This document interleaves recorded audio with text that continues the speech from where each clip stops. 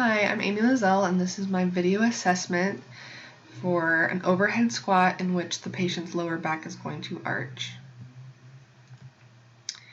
So as we can see just by looking at the patient's static posture is that his arms are slightly forward because they're not directly above his shoulders, and his lower back is arching.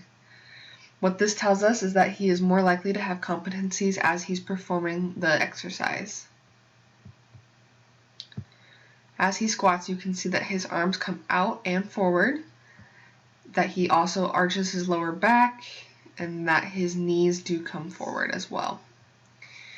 So the main focus of this is going to be the hip flexors, although I want to discuss all the different muscles that we see that are active and underactive during this exercise. So first, for his back, what we see that he arches his back because he has weak glutes and weak core muscles.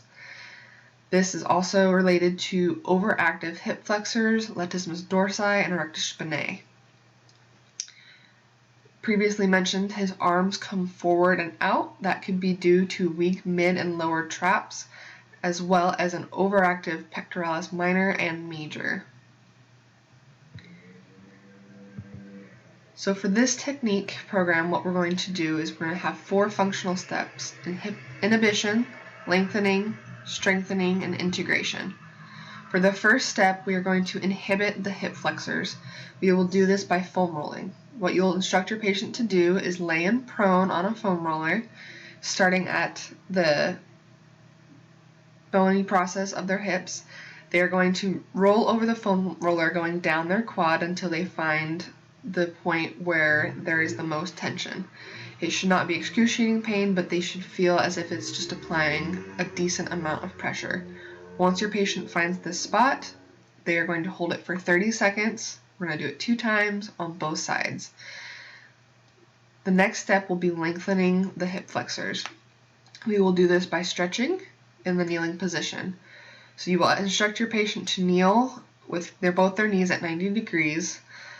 What they will do is they will do a pelvic tilt, which engages their glutes and their core, which we found were the weak muscles relating to the arching of their back.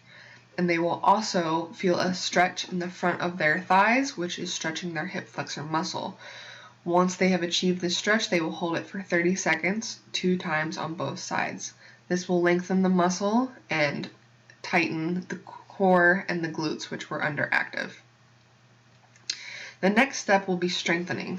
How you will do this is you will instruct the patient to do a bridge exercise.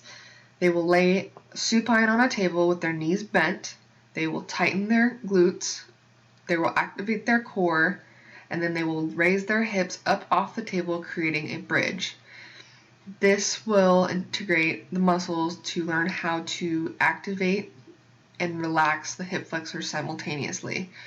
This is key to having them perform that squat because it will engage their core so their back is stabilized and they don't feel like they have to compensate while holding their balance. The 4th step is integration.